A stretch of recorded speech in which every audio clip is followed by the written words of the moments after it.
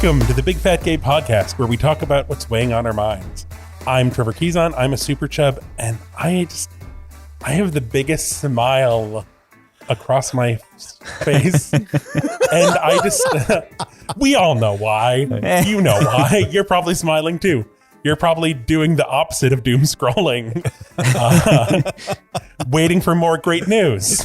Yeah, Schadenfreude scrolling. We won't get too deeply into it, but those of you listening in the future might just remember this as the October surprise of 2020. I'll just leave it at that. Continue, please. My name is Michael. I am a chaser. I'm a chaser, and I have been very much enjoying checking my New York Times breaking news updates over the last 3 or 4 days. I won't say why, but anyone who thinks back on October, yes. Hey, my name is Don. I'm a big chubby guy living in Hollywood, and I really, really enjoyed watching Jim Carrey the other night on SNL as he premiered the new Joe Biden routine. Oh, yeah. Wow. That was pretty great. Okay. I'm Dan Oliverio. I'm a chubby chaser, author, public speaker, and it's a new day in America. I'm not sure what kind of day, but it's a new day in America. We've entered October, which is a whole new kettle of COVID, and we'll just see what's on tap, huh? Shall we? Happy spooky season. Yay. It's October, so scary things are fun again. In case you haven't had enough terror this year. Bring on the spooks and scares. Boo! Oh, boy. All right, everybody. We have a show to do. And let's get to it. That's our show. Let's stop being excited. Let's stop being happy for a change. Everybody shut up. That's why I wanted to start off with our little bummer here. The Big Fat Podcast, bringing you little bummers every week. So this was the New York Times. And they talked to the Whole Foods founder, and the title is Whole Foods founder, the whole world is getting fat. Yeah. Basically, it is the founder of Whole Foods blaming people for getting fat and saying, everyone's addicted to food. People can't make good choices. It's not and propagating the idea that obesity is a high morbidity for COVID. Yes. Oh, of course. It's our favorite stereotype. So, we should definitely take advice from the man who founded a grocery store that sells $6 bottles of asparagus water. Yeah. Well, I mean, that's the thing. If you're really going to complain about people making the bad diet choices and not really going after what they should be in food, and yet you run the most expensive grocery chain in the nation. Yes. And a hot food bar and deli bar that you should not buy from if you're worried about your waistline, because they freaking hide oil in everything they make. It's crazy. Oh, because they want it to taste good? Yeah. Guilty. Yeah. They put so much fat in everything they prepare. I'm sure that this guy has nothing to gain by running a grocery store brand that prides itself on being healthy choices, whether or not that's actually accurate, and then also saying, hey, everybody, you're not healthy enough. Like, of course, this is almost advertising. Well, the thing is that if you've been in the game a while, you realize that the idea of quote unquote healthy food is strictly a matter of fashion. Sugar used to be out, then it was in, then it was out. Fat used to be out, then it was in, then it was out. The whole what is a healthy food is simply a matter of the way the wind is blowing in that particular decade. Right. I'm also just basically convinced that not all food has the same value to every person who eats it. Yeah. Mm-hmm. That's certainly possible. Well, and I mean, so he talks about, Whole Foods has opened stores in inner cities. We've opened stores in poor areas. We see the choices. People, it's ignorance, and it's there's food deserts. There's just it is a whole system designed to set up people to fail. Right. But that's not the problem. It's that people would rather pay $6 for, Newman's own Oreos instead of for our $6 asparagus water. What have you got against asparagus water, Trevor? Why would you want to drink water that makes your pee smell worse? I remember a really interesting suggestion somebody made to help solve food deserts. And I haven't looked at it from all sides, but it's just an interesting concept of basically making post offices food outlets for farmers in a couple places, because there's a infrastructure to move things between post offices. Post offices have to be in every neighborhood, no matter how poor.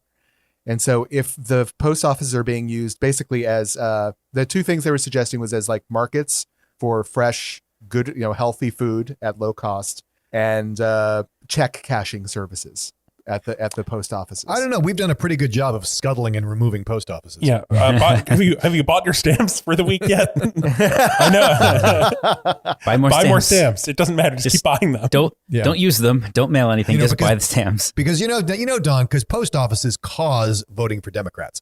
Oh, I know. It's shameless Democrat propaganda.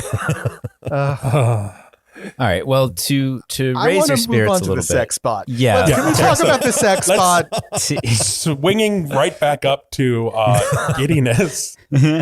Wired retweeted this old article about AI sex robots, and the title of the article is "Henry the Sexbot Wants to Know All About Your Hopes and Dreams." And I thought this would be kind of I was fascinated, and also it made me think of kind of our whole like COVID safe sex practices.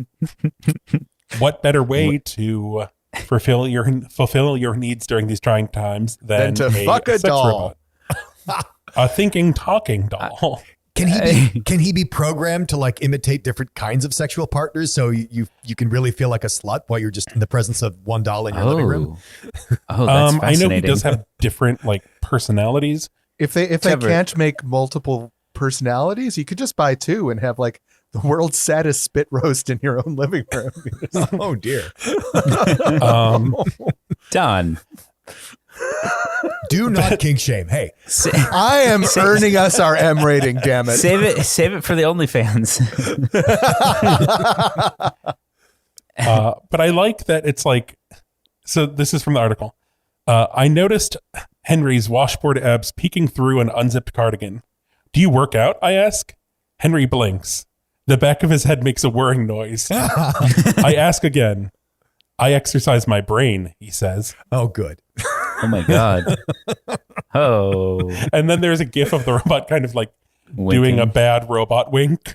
Yeah. Like only his eyelid moves. No, Yes. no, the rest of his face. Well, what are we chasers supposed to do? I mean, just duct tape two of them together and take off one of the heads? I mean, really? Where's the representation here? Yes, Dan. Yes. I mean, I imagine Someone in our listener audience just got really uncomfortably excited. I'm pretty sure the skin is, silicone and pretty stretchy. So I think maybe you could if you could puncture the skin. Oh dear. And get boy. Like fillet. Maybe something with pudding consistency, so it's not too wet. Pudding. Finally, Then you can bang your doll and have a snack afterwards. With pudding I'm just induction imagining, technology. Pudding tears coming out of poor Henry's little eye sockets. Funny, it was just caramel pudding when it in. Why is it salted caramel now? Oh, sad. Right. But anyway, Henry. And we're back down again. So, speaking of segues, what? It's perfectly natural. Yes. So this weekend there was the Fenty Savage fashion show, which is Rihanna's kind of lingerie, high fashion lingerie line, which was going back to Amazon Prime taking over the world, premiered on Amazon Prime, and it was, I think, the most diverse lingerie fashion show I've seen. Shout out to Dexter Mayfield, former guest of the podcast, and plus size who model is everywhere dancer. in. If it's plus size, he's there. It really is true. Yeah. But Dan, you saw this. So I happened to see this because I follow Dexter, and Dexter was splashed all over this because he's gorgeous and fat and beautiful. And there's a lot of other really amazing models in the show. And then my friend Christopher Rosa at Glamour, the magazine, did an article on how it was so empowering for him as a femme, fat, gay man to see such great representation. And I thought what he says in the Glamour article is really interesting because he does a cut at how we see a lot of body positivity for women, but not so much for men. And he says, that's understandable because it's there's a lot more oppression when it comes to being fat for women.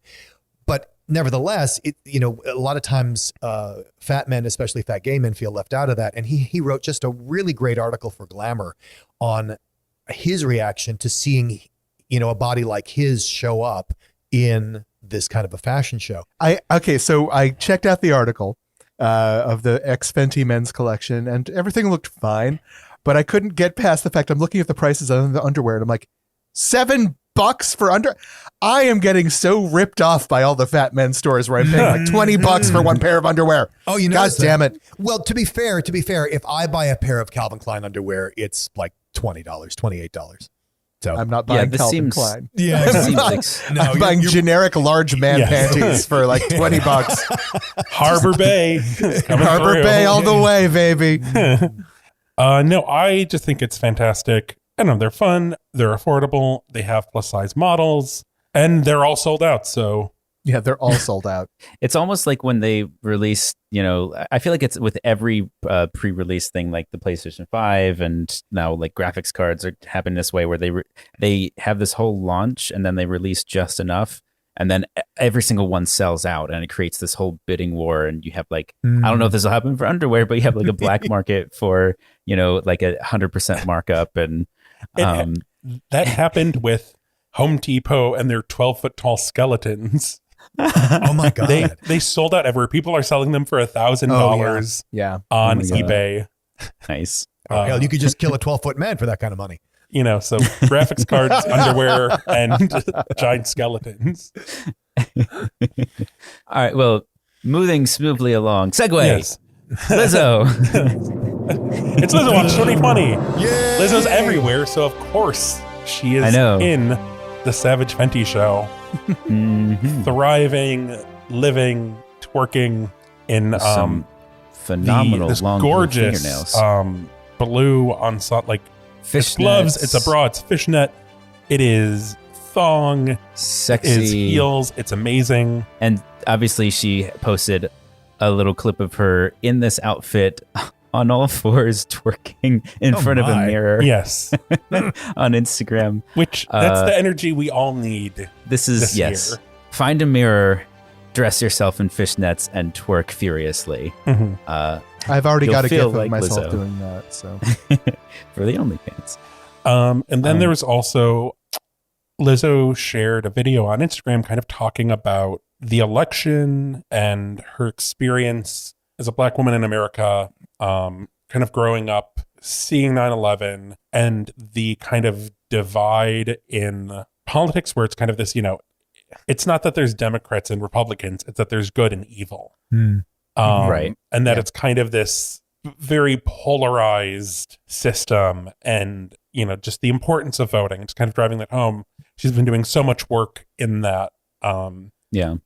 Which, I wouldn't say, because if you're in one of these states, it's too late, but the day we're recording is like the deadline for several very important states to check to register or to check if you're registered to vote. Yeah. But yeah, watch it, vote for Joe Biden. I know they're once again, you're clutching your steering wheel again, just like, but guys, come on. And yes, we know. Just picture you're voting for Jim Carrey as Joe Biden. Yeah. 4 more years of Jim Carrey on SNL. What could be better? A listener that I know very well talked about how he's voted libertarian for the past 30 years, like a very long-standing libertarian. But this election, it's not about politics, it's about saving democracy. And so to have the luxury of voting libertarian in any future elections, it is absolutely vital that Joe Biden win by a landslide, and you make a point that this is what America needs. It's not just about whether or not he'll win. It's not just about whether or not, like in his case, voting in a blue state where it's just always going to be blue and his vote was used to make a point in previous elections. It's now about he needs to win by as many votes as possible, no matter what. And then we can talk about your politics afterwards. Yeah. Once we have democracy back, we can talk about politics. Yes. Exactly. Yeah. Well, you can tell that we all feel very strongly about this, but we are not here to discuss politics. So we're going to wander off that topic, and we're going to talk. What are we talking about tonight? We got something very juicy. We got to cue up the music because our main topic. Yes, it's great follow up to last week's mailbag.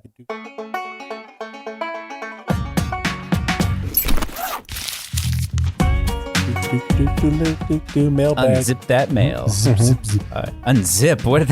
I guess that's appropriate, though. It's a mail bag, so you Yeah, can gotta it. unzip it, and you. And Henry's reaching in, and the back of his head is whirring. And he hands us the envelope with a wink. And why don't you read it, Michael? So, listener Michael writes in, "Hello, I'm a big chubby listener from Missouri. I'm a huge fan of your podcast, and it makes my drives to and from work much more interesting. Thank you, Michael, for listening."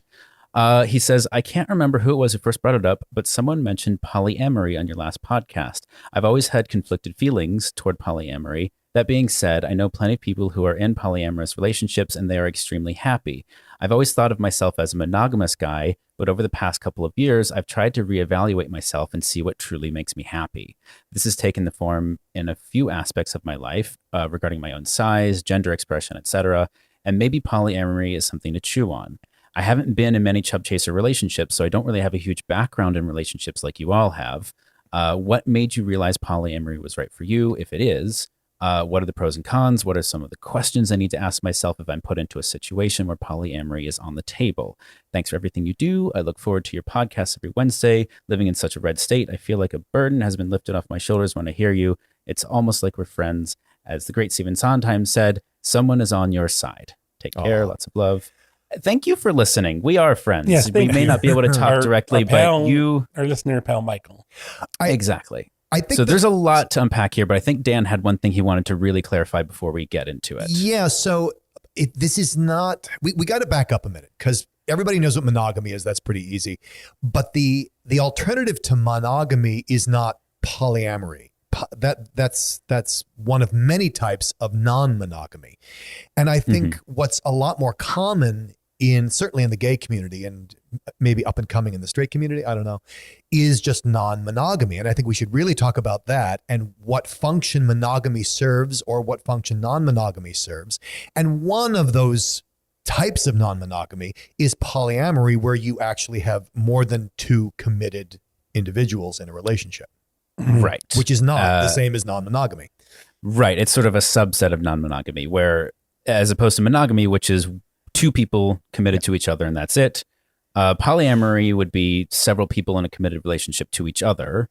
And then non-monogamy can encompass that, but also being in a relationship with Just one person, straight but up also open having, relationship. Where an open you're banging relationship someone else on the side whenever you want. where you have Different partners on the person. side, or being single and having many partners unto yourself. So there's a lot of different ways that it can take shape, but I think this listener, wants to know broadly more about it, and then what are specific reactions to. And given that last week we were talking about dating and COVID, I think this is a really good next step. So, I mean, we can start with what Trevor and Dan, I think, have tipped their hats to over the past, I don't know how many 35 episodes we've done. But think did you guys want to lead us off with guess.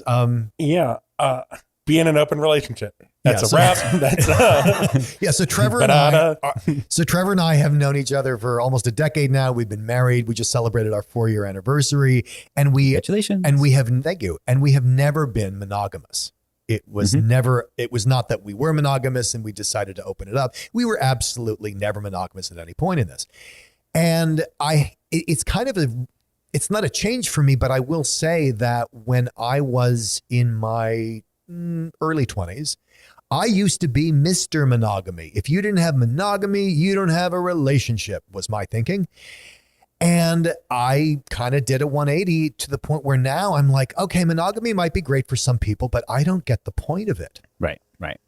So Don, I'm curious because we've talked a little bit about past relationships and your approach to that. And you've certainly talked about friends that you have that are in different kinds of relationships, whether it's polyamorous or open. What is your take on it? Just as far as your opinion go, or what you would like to see if you were to, if you were dating somebody tomorrow and you were talking to them about it, what's your approach? Well, for me, polyamorous relationships are newer to me, but open relationships, I've been around for decades at this point. It's such a old hat thing to me. I don't even think twice about it anymore. It's, for me personally, as far as my wants and desires, I think I'm more geared to be a monogamy person. That's just the way my default thinking on things. But that said, Like, I feel like if you lock into saying my relationship is monogamous or my relationship is open, you have to be somewhat flexible on that over time. You have to understand that people's wants and desires may change. I actually am aware of a couple open relationships that went open and then went monogamous and then went open again and then went polyamorous and then went monogamous again. It's relationships change according to your needs and your situations. Like, I am aware of at least one relationship where one member of it was a married couple that had been married for some time. Mm-hmm. One member of the relationship, who was the breadwinner, decided they were in an open relationship, informed their partner of it, and then proceeded forward.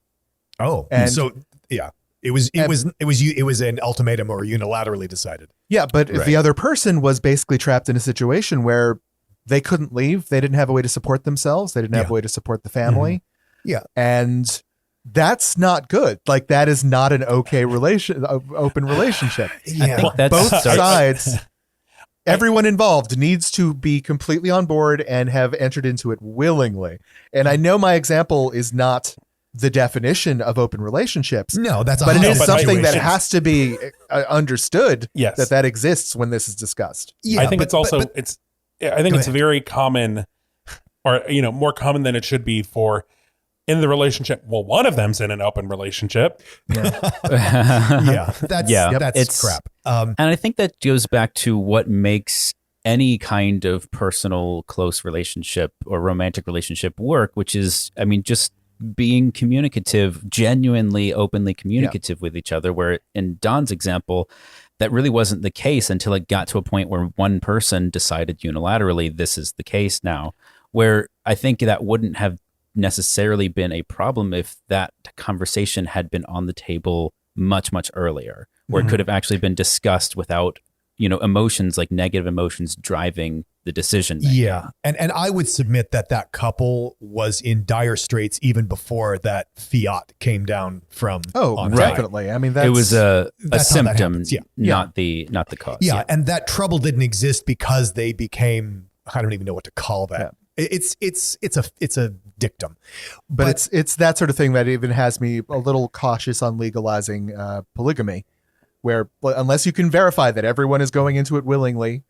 and then that's the government getting involved at a point where the government shouldn't. Well, but that's no different than whether or not you can bring that, whether making cheating on a relationship illegal. It's just not the government's job. That's an interpersonal thing.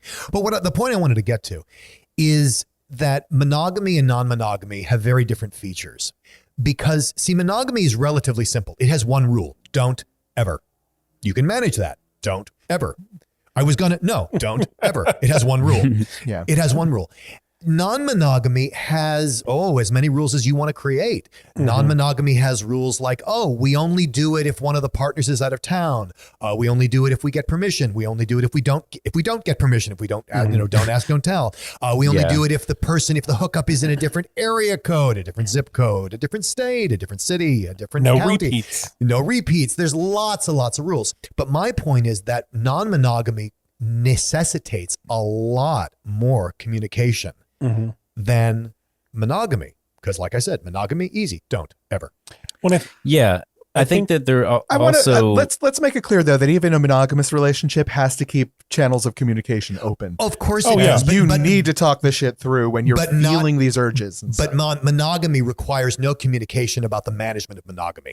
Right. Although I will say I know of a couple, and I'm sure they're not the only ones, where the non-monogamy in their relationship is specifically not talked about. It's assumed, it's the case, but it is never actually talked about or addressed. So I think it can go both ways, where to Dan's point, like if you're going to have a successful non-monogamous relationship, it pretty much has to be talked about. But there are, I think, outliers like my friend who's been with his partner, I think they're married actually, husband for a couple of decades at this point. And it's just sort of not talked about, but that's how it's implemented. It is distinctly non-monogamous. One of the most searched for porn items on porn sites is cuckold videos. Oh yeah. Right. Where you're either watching your partner or you're aware of your partner. So, I mean, there's some people whose kinks are not communicating about this stuff, and I mean, and that's fine. It's as long as both people or 3 people or 4 people in that relationship have talked this through and are aware of it, we're good, you know? But I feel again, like even it involves talking. With the cuckold thing, I feel like that requires Communication. still communication, but okay, but we're not communicating.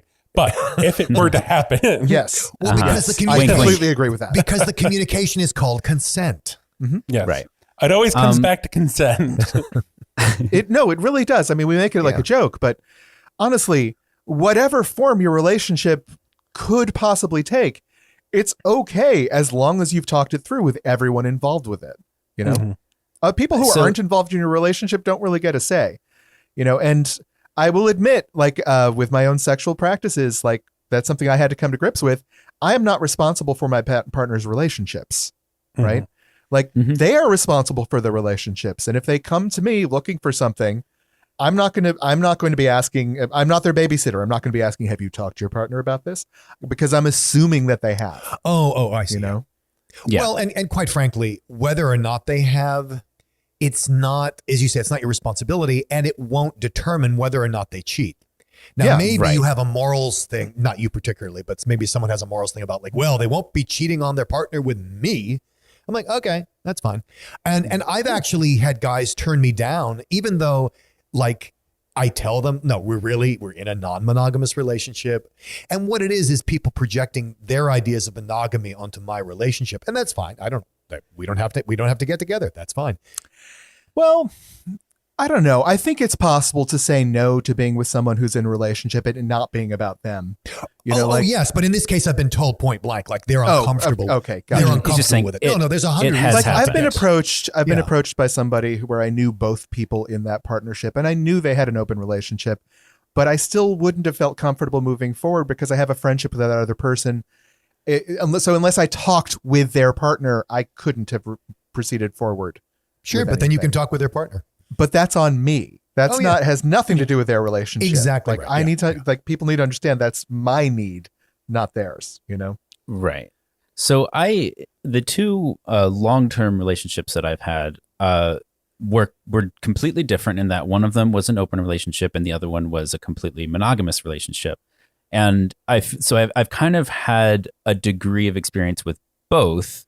And I think the one thing I've learned going into another relationship very recently is that what applies to one couple does not necessarily apply to the next couple or the next. Like even if you're the consistent factor there, it's always going to be different based on the needs of the couple, which is unique. And so that just necessitates some communication, like just to be communicative with the person and not necessarily like I think one of the most dangerous things in a serious relationship is to have subjects that are taboo to the point that you can't discuss them. Like you should be able to talk about anything and understand that we're just talking about this. We're just discussing this as a couple because like first of all you should get on the same page at the beginning, but then second of all like people change over time and their needs change over time. That's called growth. It's called being human. It's called living a life. So you should probably check in with the other person. And so like for me, the first relationship I was in was open from the get-go. Neither of us really acted on it for the first year and a half. And then it became an acknowledged thing of like, okay, I'm going to start looking for people. You can start looking for people, we'll let each other know, but not necessarily talking like specific details or like that kind of stuff. But like, hey, this is a night. Is that okay? And that I would say worked in the sense that it helped me find the things that I needed in life at that time. But I would say it was also unhelpful because that relationship had its own problems.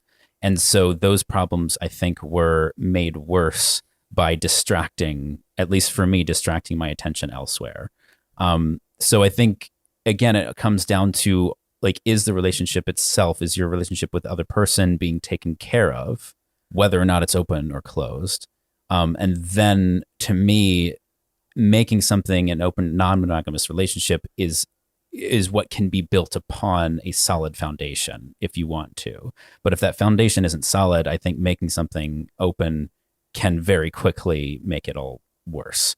And by the way, making something closed that used to be open can do the same thing, which also happened at the end of that relationship. It was like, oh, I wanted to, move into something monogamous so that I could focus more on us as a couple. And for him, that was almost a deal breaker. That almost ruined it. Yeah. That was almost it. I know a very good couple near me. Are both lovely people. He is built very solidly for monogamy. She is built very solidly for polyamory. And she has spent a long time trying to remain monogamous with him, and they've talked it through. They've discussed it. And now they're moving into a new phase where he's trying her style of life, and it's nearly as difficult for him as it was for her. So let's get into some specifics, because the listener asks, what are some of the questions I need to ask myself if I'm put into a situation where polyamory / non-monogamy is on the table? So for somebody who's not as experienced with that, but maybe is open to the idea of it, what are the things you need to be aware of going into it? Like, if you've never done it before, you don't necessarily know what you're getting yourself into. I would say for me, like right off the bat, if you have experience in relationships, if you have the self-awareness to understand whether or not you are prone to insecurity, that's, for me, that's like right off the bat, number one, top of the list. Like, do you have insecure tendencies? And if so, are you able to work on those? Because I think any kind of insecurity is going to be made much, much more apparent.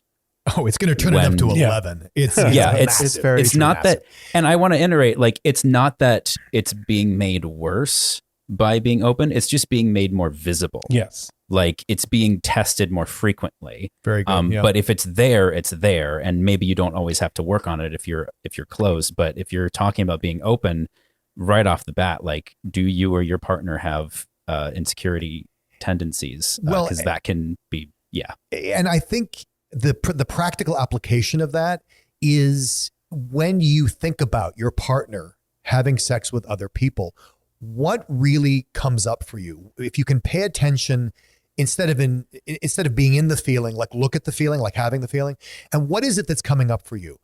And it's probably some sort of, if you're not used to it, it might be some sort of knot in your stomach. Mm-hmm. And if you can stay with that and go like, what is the thing that's really bothering me? Because I think we can all agree intellectually that, Trevor's not going to leave me based on whether or not he has sex with this other guy. Like, sure. He is not going to leave me because he has sex with this other guy and it's so much better. And he's not going to leave me based on he didn't have sex with this other guy, but it could be better. It's that's not what's going to cause a problem. That's not, and usually what it is it's around abandonment, insecurity. He or she is better than me. Why aren't I enough?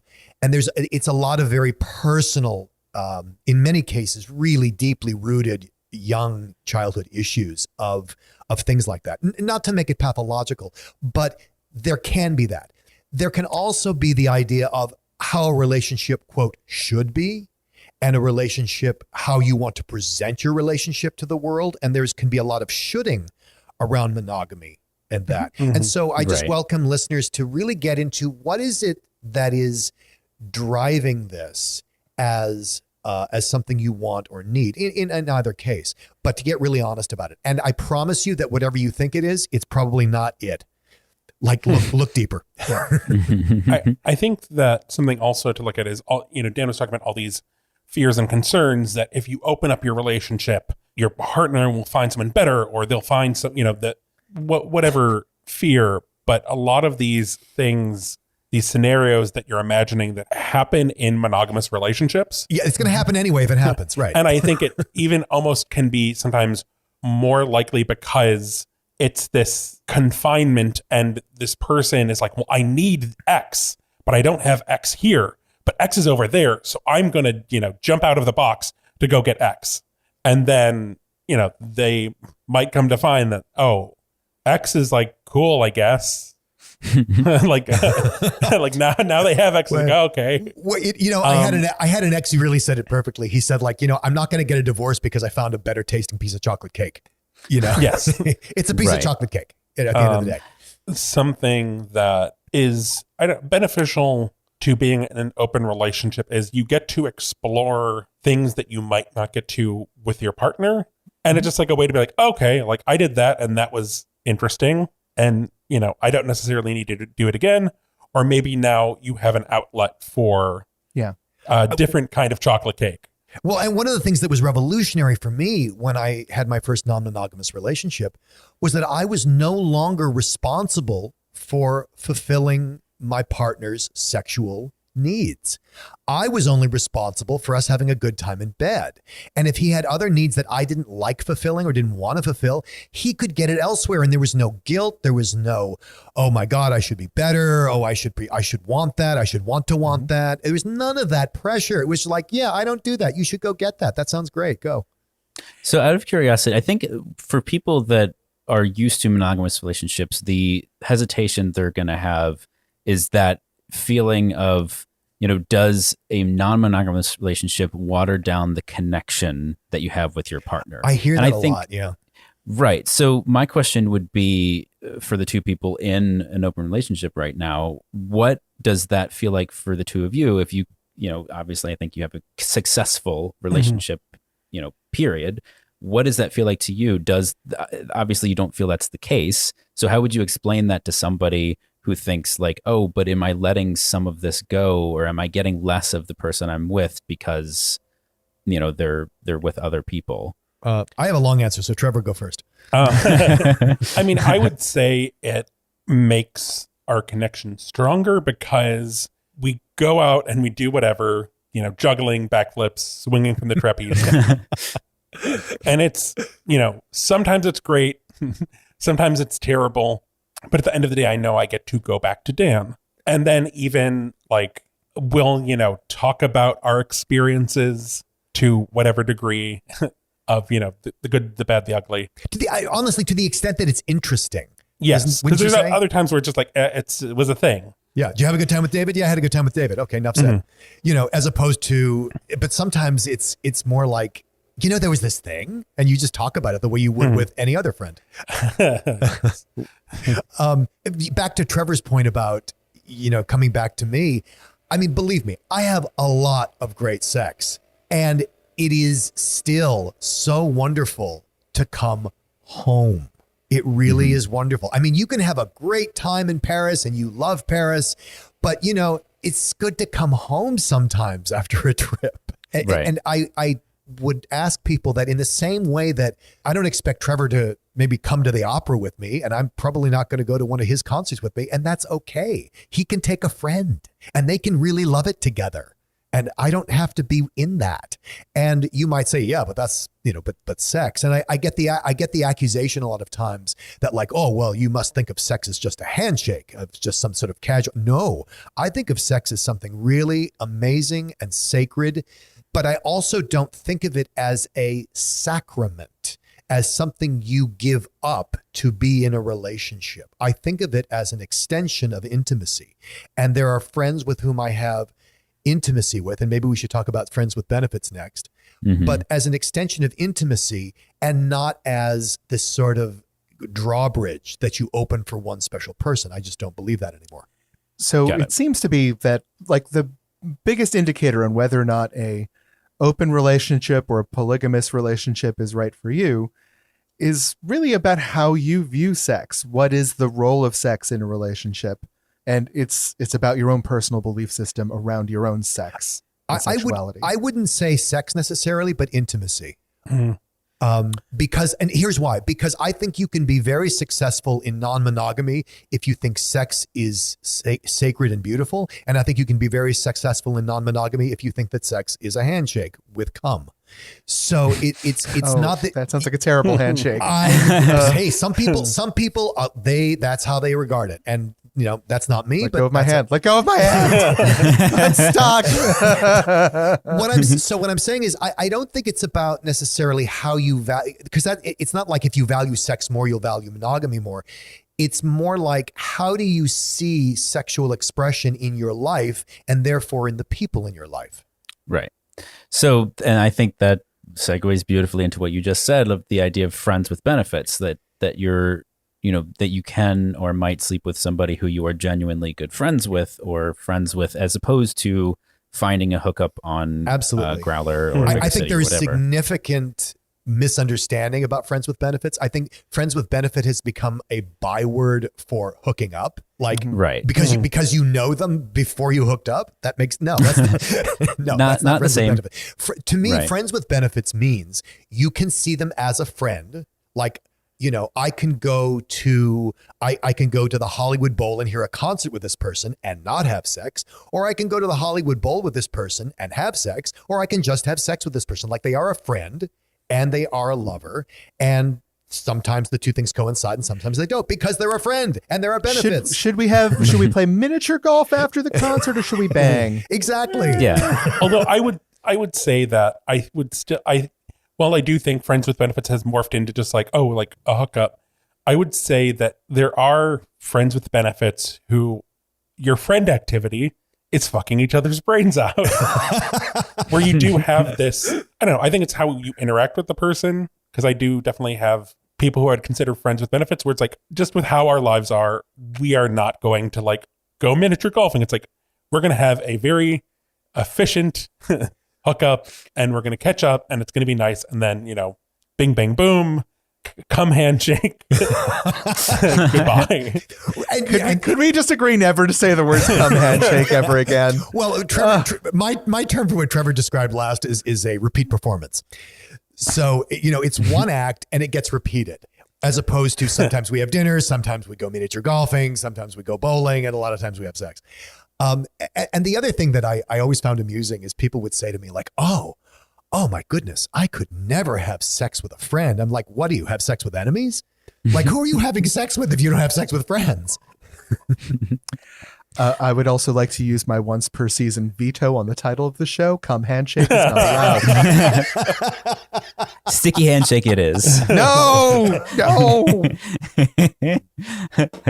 Yeah, the idea of friends with benefits was the only way I was able to start wrapping my head around non-monogamy, because I hear this from a lot of people. In fact, I hear this more often than not. Like, the idea of a truly anonymous hookup works for plenty of people, but I can't wrap my head around that, and I probably never will. I don't really have any interest in that kind of, like Dan says, that kind of intimacy with a person I don't know and understand and at least get along with on a friend level. That's just me. I'm not necessarily laying groundwork for anything in the future. I just, on a general principle, I just don't sleep with people that I'm not also at least friendly with, and probably also friends with. I've tried to have a one night stand, but it's hard. I like them and we see each other again. There are also some strong, some people may disagree with this. I think there are some strong arguments for friends with benefits in that it can actually remove sexual tension that can get between people and Yes. keep people apart, and can actually increase emotional intimacy even after the sex is done and the sex is in the rear view mirror of that friendship, which is okay. Like, you can put that away. It's not a genie that you have to smush back into a bottle.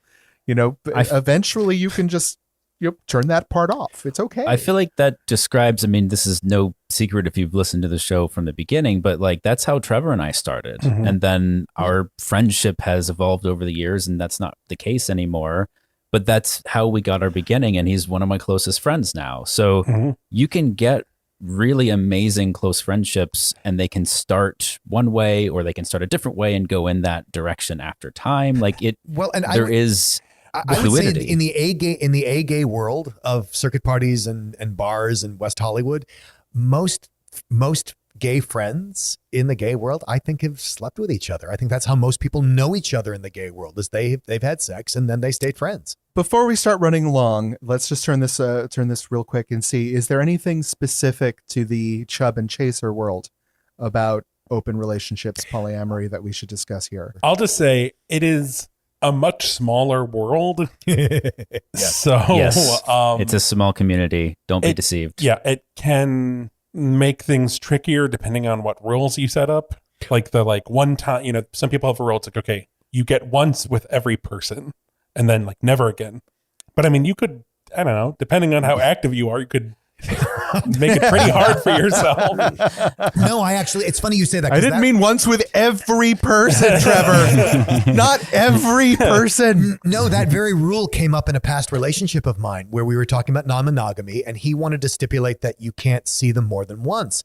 And I kind of stared back at him, and he like, okay, yeah, that really wouldn't work, because the number of people in my pool is so limited that like, okay, well, we're going to be non-monogamous for a half a year. So, right. What I was going to say though about the Chub Chaser universe, as Don wanted to bring up, I hear this a lot, especially from older chubs.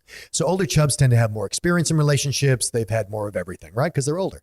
And I've heard over and over again the story of an older chub getting with some hot young chaser. And the older chub says, hey, I get it. You're young. You want to play the field. You don't necessarily want to not have sex with anyone else for the rest of your life. Because, you know, the chaser's 22 or 25.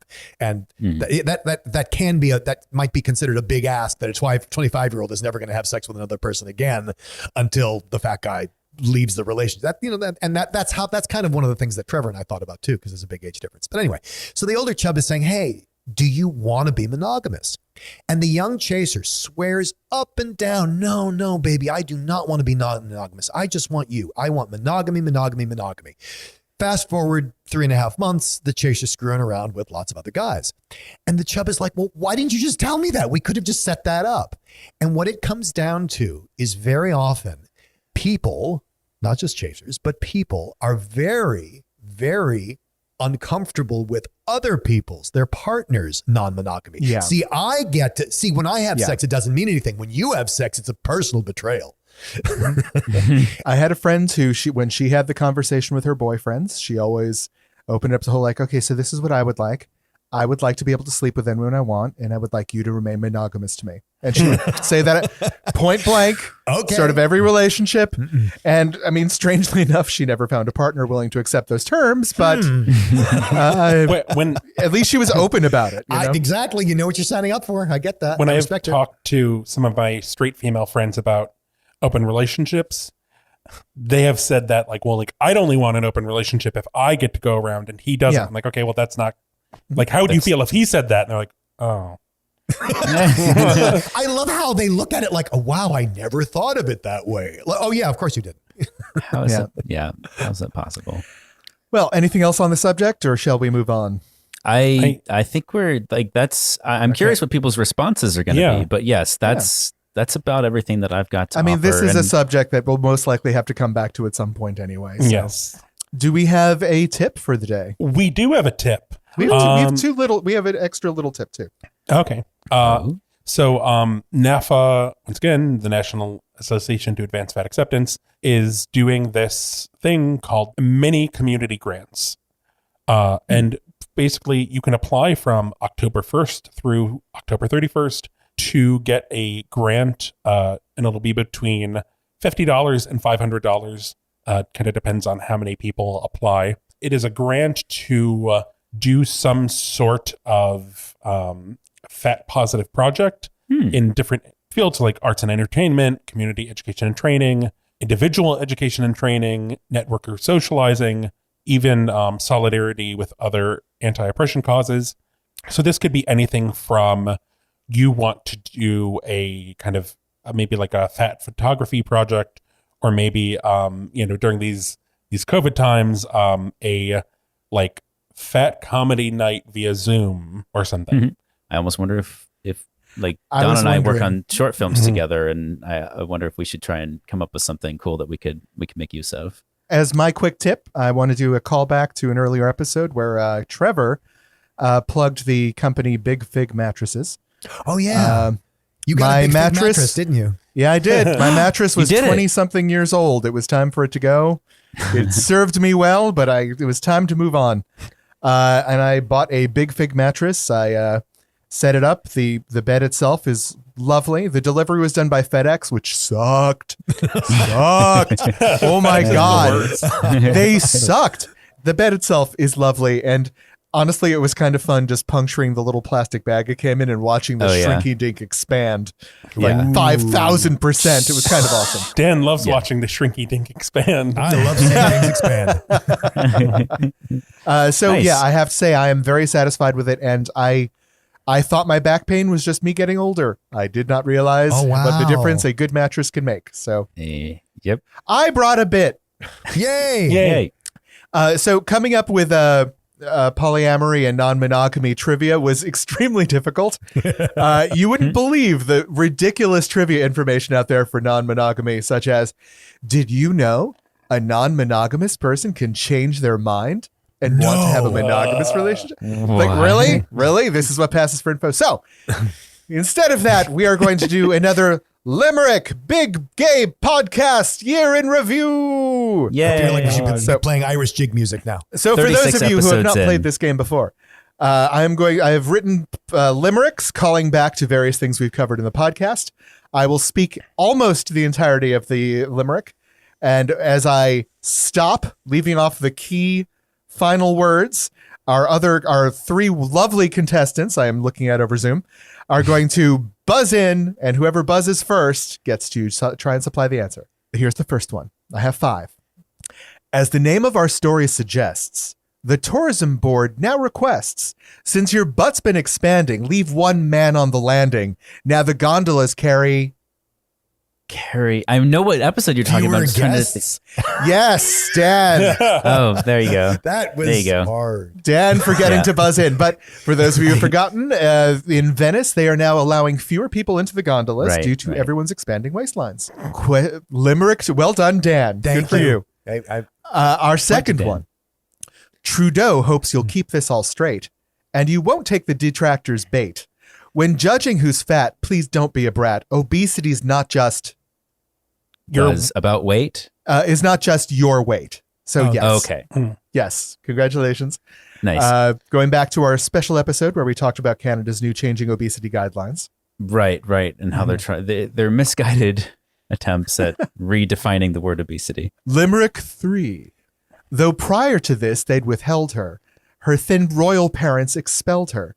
It was quite satisfactory when she worked at the factory. Hey kids, Buzz. it's Trevor. Wanda the Welder. Wanda the Welder. Yay! That is from our special Disney Princess episode. Yes. Limerick 4. Yes. To some, she might seem quite dorky. To others, she's crucial or key. We're not being hasty. She's pretty damn tasty. Look out. It's Buzz. great. Trevor? Diva Porky. That is correct. It's surprisingly difficult to find rhymes for porky. Very difficult. To others, Well she's done, sir. crucial or key. You know, All right, once it's very hard to get your mouth around Porky sometimes. All right. Our fifth and final limerick. Are our contestants ready? Dun dun dun. Yes. They're ready. When the world is just looking bleak, then give this great list a quick peek. Pack up some fresh salmon, because these guys are slamming. Time to vote, because it's... Buzz. Trevor? Fat Buzz. Bear Week. Yes! Oh. Fat Good job. Bear Week! Nice. What else could we need a suitcase full of salmon for? I was going to say I should have had it at salmon, but no. At salmon. Yeah, that was the one. Good job. Well done. Well, Excellent. thank you for spending another hour with the You've Big Fat made Gay it Podcast. We're so glad the to have your end. company. Yeah, good luck, Michael. Yeah. Trim 20 minutes off of this one. Well, All right, Trevor. it's that time again for me Take us to home. wrap it all up. Bring us home, Nice, Trevor. neat Yeah. bow. Wrap it. We're on Instagram and Twitter as @BigFatGayPod. We're on Facebook as the Big Fat Gay Podcast. Leave us 5 stars there. Leave us 5 stars on Stitcher and Apple Podcasts. See all Yay. the lovely stuff we talked about this week at www.bigfatgaypod.com. I think that's it. That's it. You did it. Well, Yay. Yes. Maybe you're listening to this as you're finishing up your mail-in ballot and you're licking the stamp and putting it on and handing it to Henry, the sexbot, who's also a mailman. No, that's canon. And you hear And he his, winks at you. his head whirring, and his mouth opens up, and he says, Look out. "Ba-dum-bum." Da, da, da, da, da. See, now we're going to need to sell a new voice cartridge for Henry the Sex Bot with Michael's voice patterns in there. Yes. Look out. I like your brain. That was not sexy. I'm coming. Your brain. I'm coming. Look out. I mean, it's better than the Siri voice, right? Yes. Orgasm in 3, 2, 2, 1. 1. Engaging orgasm. Let me shake your hand. I want to shake your hand. I'm stopping recording. I think No, this is gold.